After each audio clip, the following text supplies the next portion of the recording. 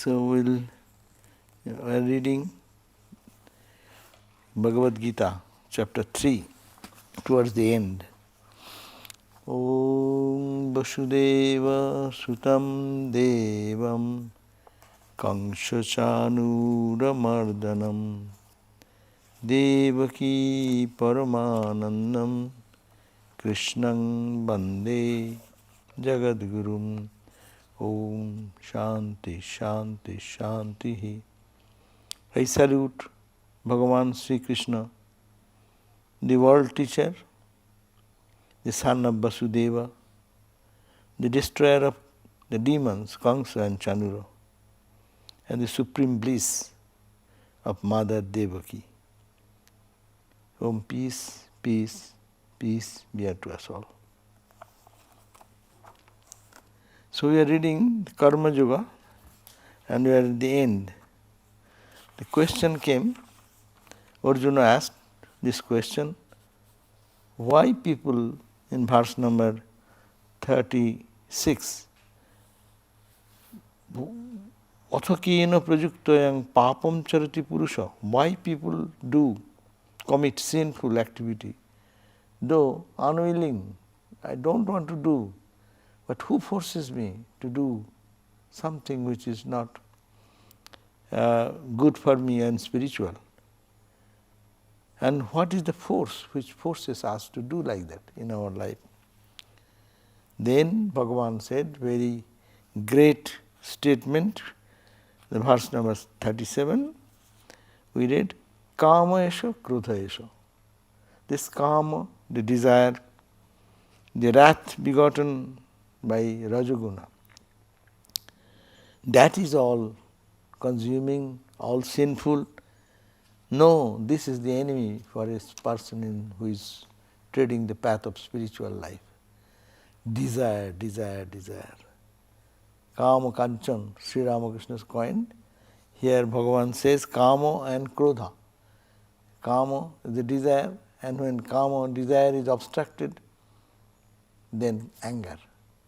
So Kama and Krodha, these are the two big enemies for each individual who is trying to attain spiritual knowledge and wisdom and the freedom. Actually, these two things destroy all freedom from the soul and makes them slave of the objects.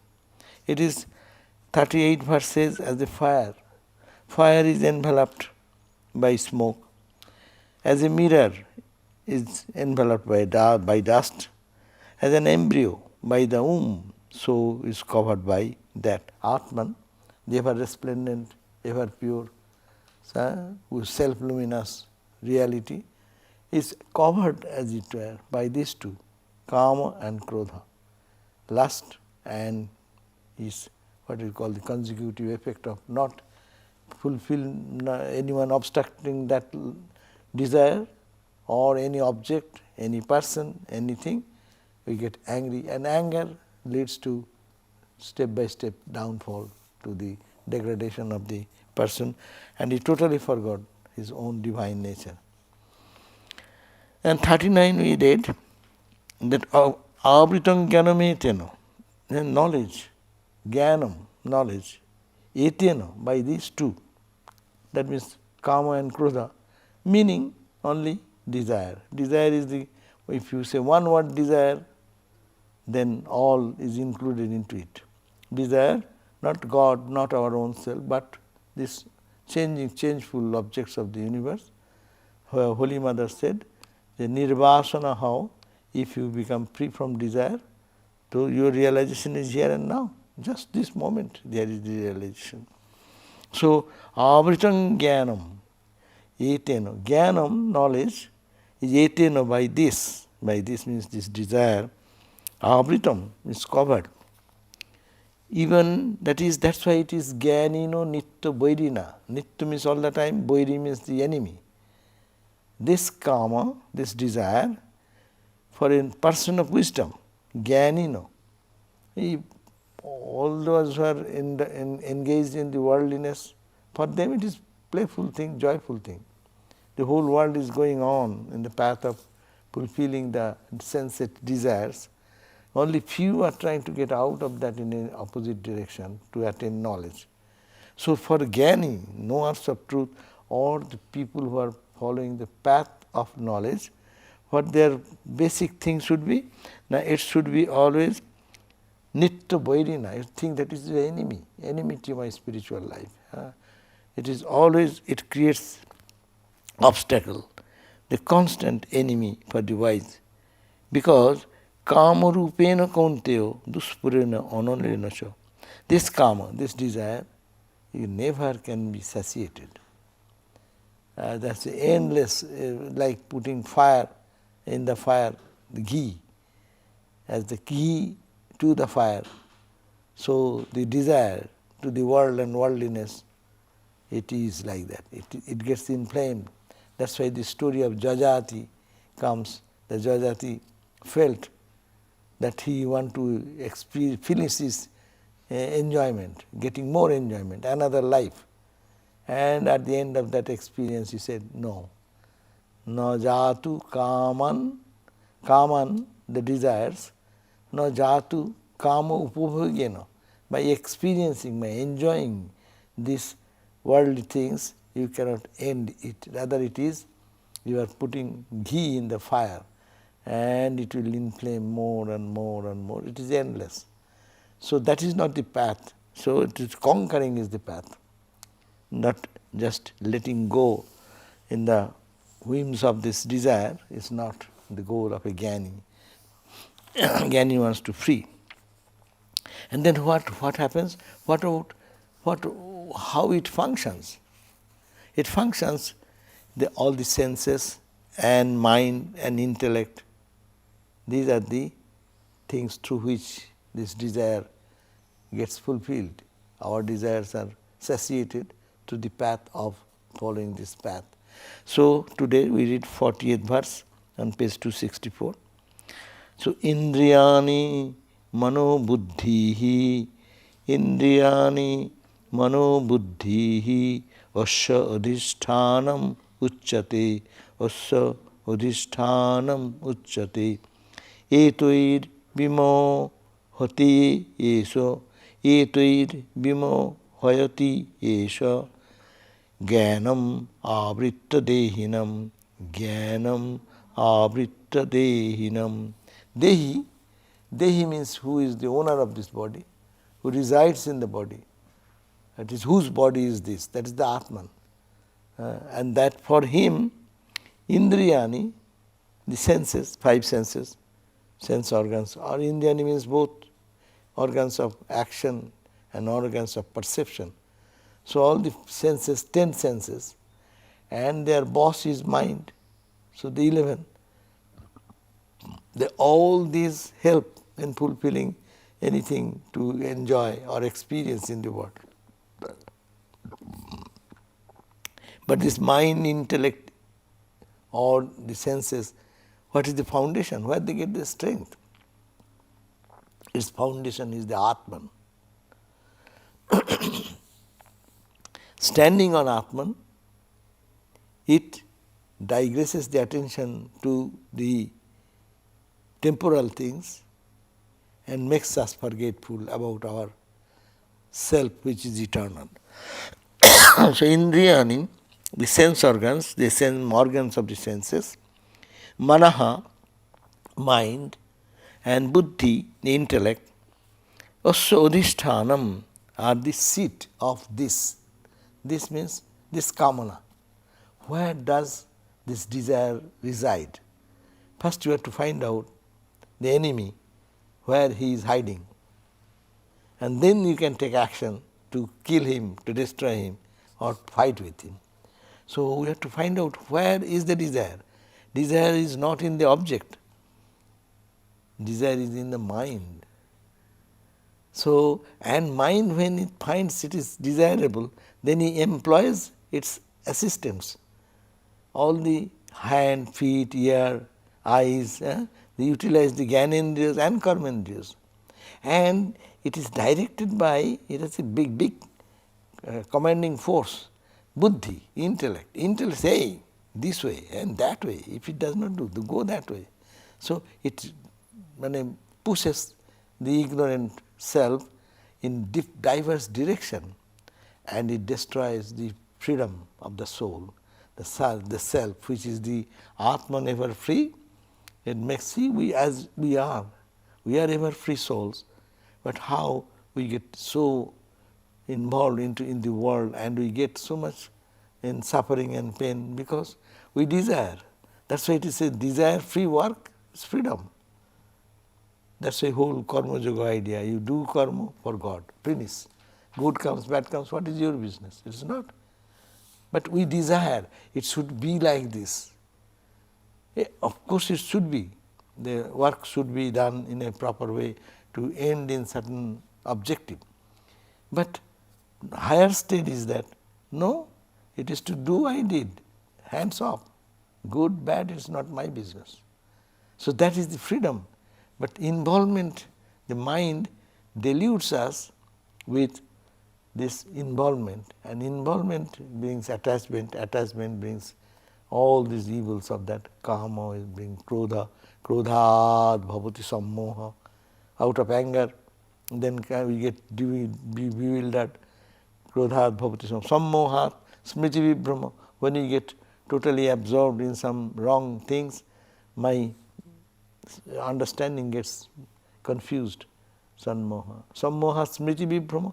I forget that I should not behave like that, I should not talk like that, I should not seek this thing. I know this is temporary, I know this cannot give me joy, but still I am dragged into that object. Smriti vibhrama. Forgetfulness comes. In Chondi also it says, mother in the form of forgetfulness. That means, our mother makes it, puts the toys, so the children forget and be happy with the toys. So forgetfulness. So that is it makes us for smriti vibhrama. Smriti vibhrama buddhinasu. When our smriti, memory, fails, that we are divine, we are pure, that we are not to be satisfied with these petty things, little things. We have seen enough. But still, mind goes again and again into the same old rut. Smriti vibhrama buddhinasu. His buddhi, his understanding is totally wrong, and it moves in different direction. And buddhinasat, if the buddhi, the guiding force, is misdirected, it is the destruction of the soul. So that happens. So therefore, the senses, the mind, the intellect, these are said to be the seat of this desire. Desire is hiding there. So we have to catch it. That's why entire spiritual life is not going here and there, not doing this and that. These are all helpful only to purification of the mind. Chitta Suddhi. That's so much emphasis is given in Vedanta and Bhakti Shastra also. It is all purification of the mind, purification of the heart. The environment may help little. One place of pilgrimage may help us momentarily, but it should be corrected here first. If it is without that, the external place may momentary effect, it may create momentary effect.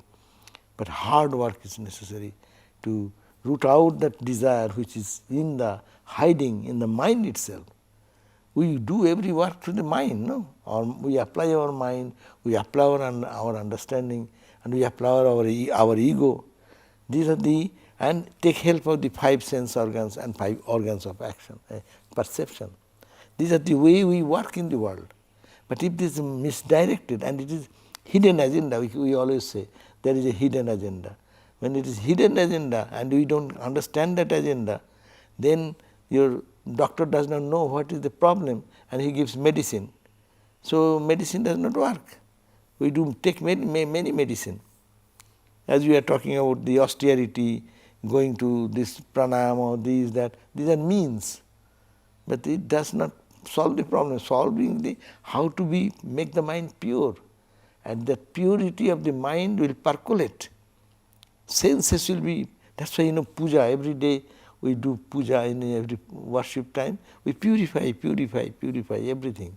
We are pure, but to get out of this impurity, which is hiding here and there, in Every part of the body we are thinking it is pure, it is pure, it is pure. So that root out that desire which is making us a bond slave of this world. So it is the seat, the foundation. All the mind and intellect they are working. It is working because there is in the background is the consciousness that Atman is there. To do bad karma, Atman is necessary. To do good karma, Atman is necessary. Atman is the foundation. Without Atman, nothing can happen. So, but wrongly directed, we have to first understand the cause of our problem is the mind. And mind holds those desires, not this life, other life, other life, other life. How many desires are embedded in our mind? That's why it is said you cannot go on as I like to get out of this one desire. Okay, let me try now and try to find out. And then I will do the second and the third and the fourth. It is endless because it is accumulated millions and millions of impressions are there in my mind. That's why it is Jnana-Agni, with the fire of knowledge. That purification becomes perfect. Then the knowledge will evolve and all the dross will go away. So this is the very analytically very wise way of thinking how to get out of the problem of our life. It is desire, and the desire, it comes out of that comes greed, all other forces of enemy which is human life faces, they come. So get out of that, we have to purify the chitta, chitta suddhi, chittasya shuddhaye karma. That's why we do niskama karma, selfless work. But only purpose chittasya shuddhaye karma. Karma is meant for shuddhi, purification of the chitta. And chitta shuddhi, without chitta shuddhi, purity of the mind, jnana will be polluted. It will be intellectual jugglery. With the pure heart, only people want to compete and fight and establish his opinion above others' opinion. But that does not give the illumination. Ramakrishna said, the Pandits, they like vultures. They soar very high, but their mind remains embedded into the, what we call the dead bodies, searching for that and filthy things. So that's why purification of the mind is necessary. Thakur used to say, if its Pandit has devotion, then he said yes. Thakur used to respect them. And Pandit without any devotion, without any love for God, it is meaningless. It is like the dry intellectualism. So therefore, by this it deludes man by veiling his wisdom. By this desire and other things, it veils. So the fort that protects the enemy has to be spotted out before laying siege to it. The enemies of the desire has assaulted the fort of the heart of man. He has captivated the senses, mind and intellect. Perforce he makes them serve his base pleasures. The senses are sent out on lustful missions. The mind is made to cogitate on covetous concepts. The intellect is directed on designing that are vulgar. So these are the way it makes the soul lost into the forest of samsara. Therefore, now how to get out of it? That is the next verse. He says, Tasmat, how to subjugate the desire? That is pointed out. Tasmat tam indriyani adu, tasmat tvam indriyani adu, niyamya bharatarsava, niyamya bharatarsava, papmanang prajahi hiyenam, papmanang prajahi hiyenam, jnano vijnano nasanam, jnano vijnano nasanam. Jnana and Vijnana Nasanam. Jnana means knowledge, Vijnana means experience. Thakur example, what is Jnana, what is Vijnana? We know it is called milk, and someone gives a good lecture of it, it is called Jnana. He knows it contains vitamin this, vitamin, that vitamin, it helps this. All this knowing about theoretical knowledge, no? Jnanam. Vijnanam, Ramakrishna said, not only listening to that, seeing that, not seeing, drinking that and making a part of life. So, Vijnana is saturated with God consciousness. Jnana, knowing about God, God is everywhere, we hear, God is in my heart, God is in everywhere. This knowledge is one thing, Jnana. Vijnana, even another step up, where one experiences there is nothing but the divine within me and outside, no? Antarbahi, yadi hari, if the Hari, the Lord, is in the in and out, Jadi Hari, tapasa tataknim, then what is the meaning, need of tapasa, austerity? Antarbahi, jadi Hari, tapasa tataknim. What is the need of your austerity and tapasa? If you can see Antar and Bahi Hari, the Lord you can see inside your heart and outside. Antar Bahi Jodi na, if you don't see the Hari, the Lord, in and out, what is the meaning of your austerity? Both ways. Austerity means, that is the austerity, to see God here and there. So he says that is a Jnana and Vijnana, our knowledge and our wisdom, experiential wisdom, that has been blocked. What a damage this desire has done. Desire for, that's why you say, Bhuma tu evo vijiggyasasya. You want to know desire? Desire for the greatest, highest, biggest, absolute. Don't desire petty things. Nalpe sukhamasti. There is no happiness in searching happiness or joy in very little petty things, in little eating, little sleeping, little this. This can give you momentary little thing. But nalpe sukhamasti. There is no sukha, there is no ananda in this alpa. And bhumaevo to sukham. You have to reach the bhuma, the absolute. But how shall I reach the bhuma? My mind is being pulled down for these things which appears in before the senses. And mind says, go, go, go, it is good, it is good, it is good. And the hand says, okay, let me grab. Leg says, okay, let me go. So they are all coordinated in that. And Buddhi says, Buddhi is driving the car behind. Go, go, it's good, good, good, good.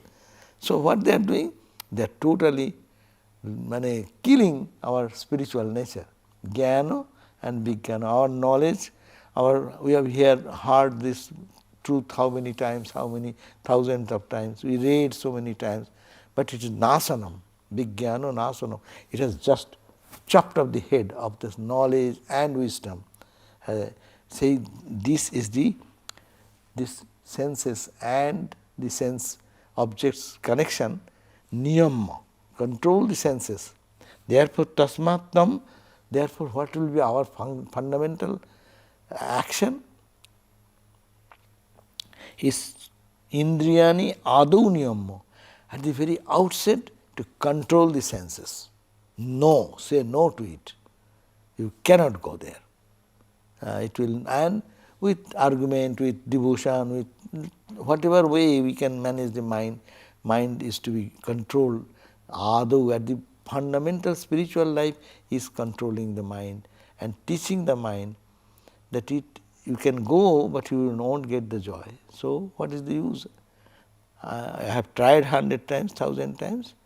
I tried, many people tried, thousands and thousands of people are trying. So just don't go there, turn back. Oh, then Kathopanishad, beautiful statement. God creates the universe and also creates our senses, created us also. And all the senses are focused outside. Eyes can only see outside things. These eyes cannot see what is inside. And they are focused outside. And ears are only outside. tongue is for external taste. So skin for external touch, heat and cold, soft and hard, all this, no? So this has been created like that. God has created this way.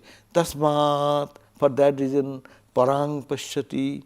We see the external, we hear only the external, we feel the external things, and we try to find joy there. Huh?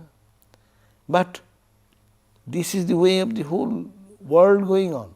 But kaschit dhira, there should be some intelligent person. Those who will feel that it is no, I tried. Janama janama hamai rupa naharalu. Life after life I am seeing how many beautiful scene I have observed in my life. Behold, we have see how many sunrise, beautiful sunrise, how many snow peaks in the Himalayas. We see that in the movie, this, that, wherever. But so the Vaishnava sadhakas, they say, Janama janama ham rupa neharalu, nayana natirapito vela. Saying, nayana, the eye is not tripto, it is not satisfied. Janama janama, not in this life. And how many lifetimes we have seen, ran for beauty to observe and see and enjoy, you know. But this heart is still vacant, it is not satisfied. It is not said, yes, I have done enough. So that is the point, to train the sense organs to say, no, we have tried that, it failed, therefore to try in another way. So control means mastering. Redirecting. Control word is a very strong word, but it is actually redirecting. We cannot control and stop. Like the water falling coming down from the top of the mountain. If a dam is put, it is controlling. Controlling is to redirect it in proper purpose. Drinking water, irrigation, we can channelize in perfect way. Or when it splashes everything and the buildings get destroyed, mudslide comes and this and that, there is no benefit for anyone. It only destroys us. We also, if we are not aware, they will devastate our life. So he said, Tasmat Tam, O Arjuna, therefore it is your duty should be, Indriyani, the senses, Adu at the very beginning, Niyammo, control it. O Bharata Shrestha, O great among the people, Papmanam Prajahi, you control, you overcome. Prajahi means, Prakrishtana Johi means you conquer them. The sinful, kill him. Prajahi means kill them, which kills our knowledge and wisdom. Therefore, O eminent of the Bharatas, mastering first the senses, slay, eat, means the desire. Slay the desire, teach the desire, not to say that you will not be able to eat, but you will have to say eat healthy food, purposeful thinking, purposeful living, purposeful seeing. Try to do that. I am not telling you don't see, but I am saying that you are seeing something vulgar, which is little, but try to see what is divine. I am not saying here, stop hearing. Hear, which will be soothing your heart, and it will make your mind ever blissful and calm and serene. So I am saying that use all the organs, but let it be tuned to that ever peaceful reality of our life. Therefore, sinful, the destroyer, it destroys, because it destroys our spiritual nature. The knowledge, it destroys, our realization, what we have experienced, that is destroyed. So when the protecting fort is taken by storm, the enemy's position becomes vulnerable. It is easy to subdue him then.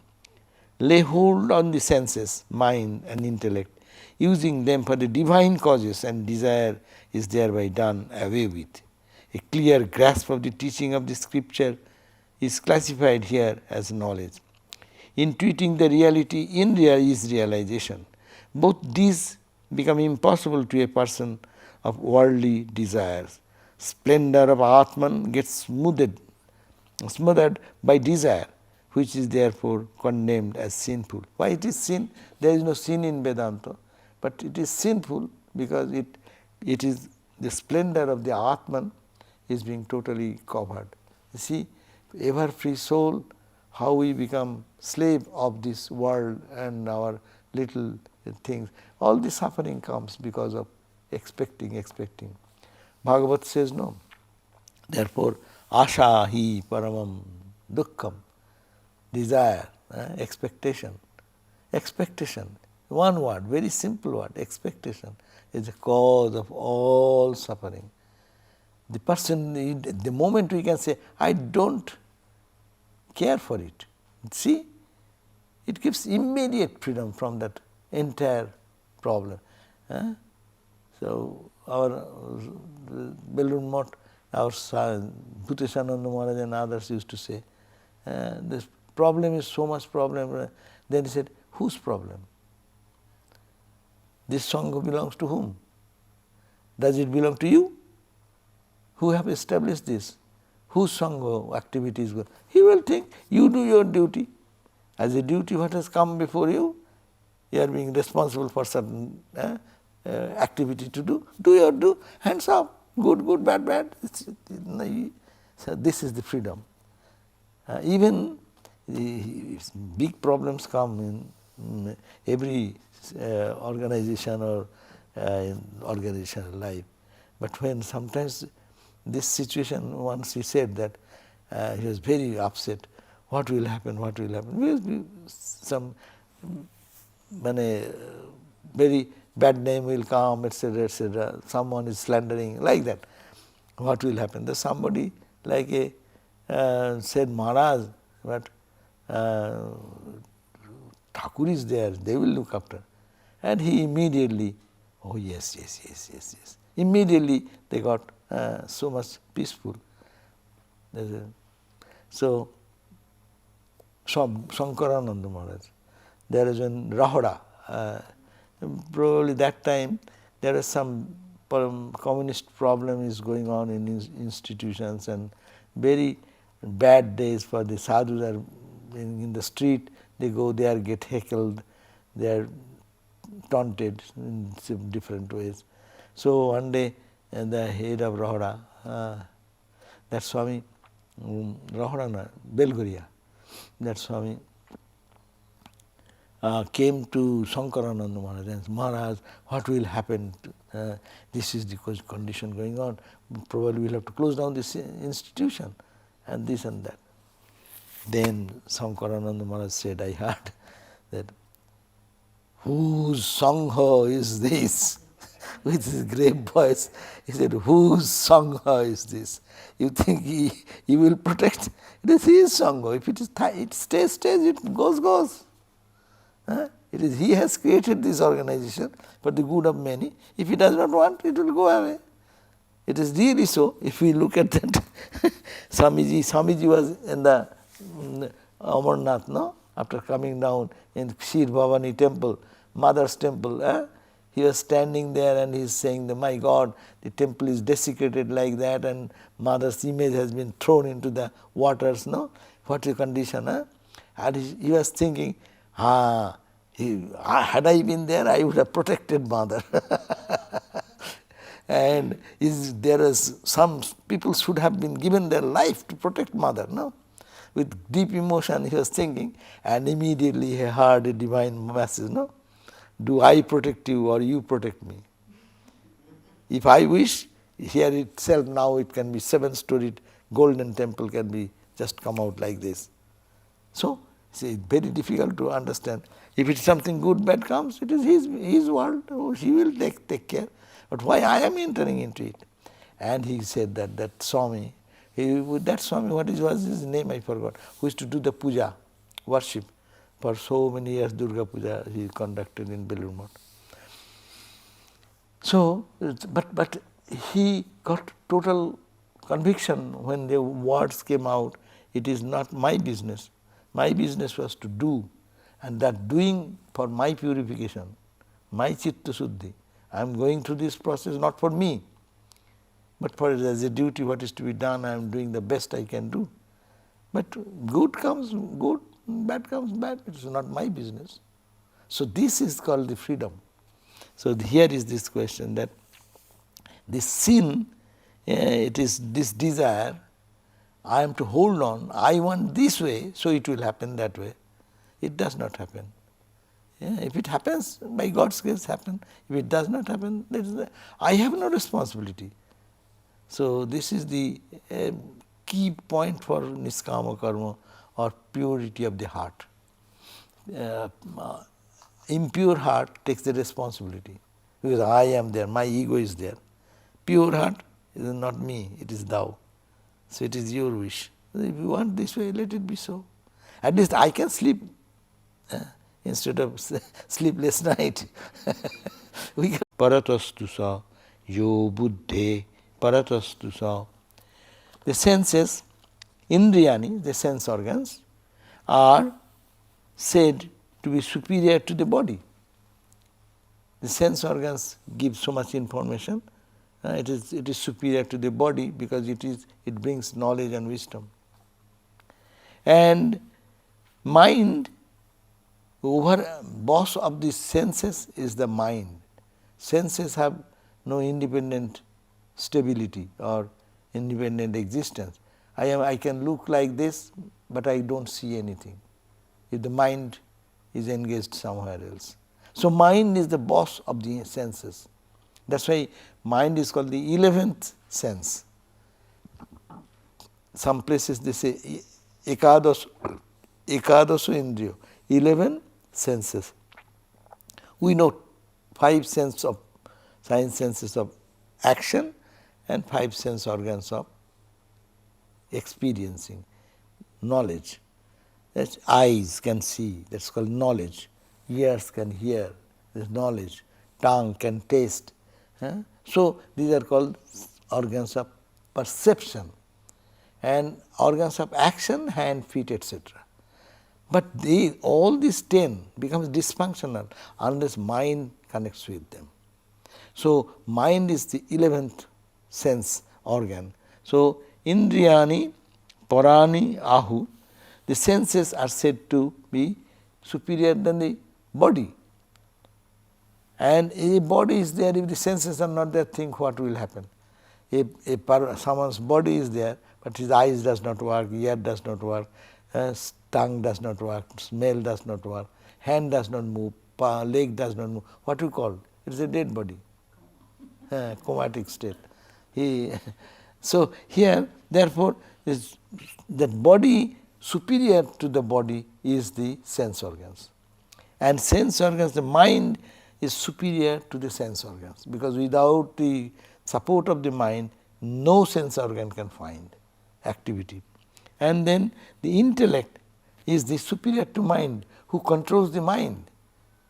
That our Gita, in other places we got read that it is like a chariot, 5 horses, 5 sense organs of horses are 5 sense organs, and 5 other organs of action, 10 horses, and they are walking on what?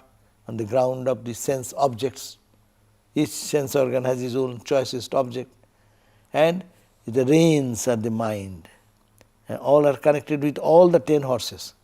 The rein is in the hand of a buddhi, and buddhi will direct the entire chariot, entire car moves according to the will of the buddhi. And buddhi is standing behind buddhi is the ego, who is directing. Like nowadays, what is called driverless car. He enters or she enters and says, "Take me to Hollywood Vedanta temple." Bas. And he sits there, and all the machinery functions. No, buddhi, directed by buddhi, mind controls, and mind controls the senses. The camera here and here, it sees all the what is going on next side, right, left, front, back, and they are automatically controlled by that. So this is the example of the charioteer and the chariot. And the superior to the intellect, beyond, he is jumping one step. Intellect, ego is another step. But they say Atman, the ever free Atman is behind that. That means the senses, Body, superior to the body is the sense organs. Superior to the sense organs is the mind. Superior to the mind is the intellect. And intellect behind the ego, it is understood. And beyond that is the Atman, ever free Atman. So, a thing subtle is always superior to another gross. The senses, 5 in number, excels the gross body. Mind dominates over the senses, and so it is superior to them. Intellect comes above the mind. In that it decides, while the latter merely feels. Atman supplies light to the intellect itself, and therefore it is above all the instruments utilized by it. So, desire clings more tenaciously to the subtle things, to the subtle than to the gross. First you get out from the gross object, it will then function holding into the old samskaras.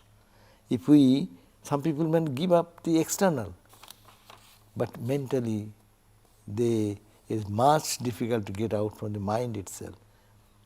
I can give up my taste for ice cream, no? But ice cream I won't take. I may say that, but my desire inside says it's good if I could have. That does not go away. So desire, gross is easy to give up, but subtle is very difficult. I can enjoy more. So that's why it is said that it is gross, subtle, subtler. So this is the way we have to control. So how to do away with desire, subtle as well as gross? That is the question now. I understand this point. Gross object we have to give up, but even if I give up the gross desire, in my mind they reside, hide there inside, no? And sometimes I am thinking, okay, but whenever favorable situation comes, again that desire comes up. So this is how to subtle desires can be tackled. So that's why, therefore, what is to be done? This is the last verse of the chapter 43. It says, Evang buddhe parang buddha, evang buddhe parang buddhva, sangstabhyam atmana sangstabhyatmanam atmana, johi shatrung mahabaho, johi shatrung mahabaho, kamarupena kamarupam durasadam, kamarupam durasadam. Thus knowing him, knowing that self, that effulgent self, absolute, pure, as superior to the intellect, we have to understand that buddhi, our intellect, our ego functions because of the presence of consciousness. Consciousness is much higher. The self in us is much higher. Understanding that it is superior to the intellect even, then restraining the small self by the big self, controlling the big self which is our real nature, control the lower self, slay, kill. What you kill? O mighty armed Arjuna, the enemy in the form of desire. So that means lift the mind in the lofty thought. Day and night keep the mind in the lofty thought, so that it does not go to the lower thought. That control means you have to give, mind is not to be blamed. Mind needs some joy. If we cannot give higher joy, it will go to the lower joy. So you have to always keep good supply of good food all the time. That's why we say so many ways, prayer, meditation, analyzing the world, is momentariness, and what is the permanent, impermanent, all these different tools have to be kept all the time ready, and the mind should be engaged in this. Mind should not be given to live alone in vacant mood. Then it will go in its own ruts. Automatically, unconsciously it will move in that old thoughts and old channels. Therefore, to control the lower self, the mind, this body-mind complex, by the higher self. And if the mind gets a little taste of the higher joy, then automatically we have to do nothing. Mind will pull us down. So we have to train. That's why all the spiritual practices are for only training the mind to move towards the higher objective, higher purpose. So, when desire is centered on body, the senses, mind and intellect, the jiva, consciousness or individualized little self is fostered. This little self is ever wrought with misery. All the time it is trying to get joy, but all the time it is getting frustrated. Therefore, foolishly do people think it is imbued with happiness. Every happiness associated with the body, the senses, mind and intellect is bound sooner or later to reappear as misery. This is what is pleasurable now, at certain point of time it will bring displeasure. What we lovingly accept one point of time in our life, in the worldly sense, that becomes a bondage for us in future. If we analyze life very critically, then we will find whatever we lovingly accepted as my most endearing object, that same object bounces back as a suffering in our life. So, that having every happiness associated with the body, the senses and the mind and intellect is bound sooner or later to reappear as misery. There is no escape from it. Therefore, the Atma-bodh, the spiritual consciousness is to be awakened. Say, I am infinite, I am ever pure. Why shall I be slave of all these things? I can master them and I can feel my freedom. Following in its wake, the body, the senses, mind and intellect have all to serve Atman. The base desires automatically vanishes. The little self dwindles away. The real self emerges. Bliss, infinitude becomes patent, never again to be clouded. Life shines in the glory of the Atman. So, that is the, so conclusion is this: our problem of life is in bondage, and what binds us? Our desires. How to control the desires? By controlling the mind, intellect, ego, by controlling the senses by the mind, mind by the intellect, intellect by the ego, ego by the Atman. So, the Atman, the shining Atman will rule over all these areas, and then we have to train our mind in such a way that it gets to higher and higher joy. And then when it reaches that absolute control of the bigger self in us, that is called freedom. And to joy of life comes then. Om iti Srimad Bhagavad Gita Upanishatsu. This is the Karma Yoga now, 3rd chapter. Here it ends. We will start the 4th chapter, which is Jnana Karma Sannyasa, the yoga of renunciation of action in knowledge. That is the 4th chapter. We will read next day. Okay? Thank you. Om Shanti Shanti Shanti Harihi Om Tat Sat Sri Ramakrishna Arpanamastu. Thank you all for joining.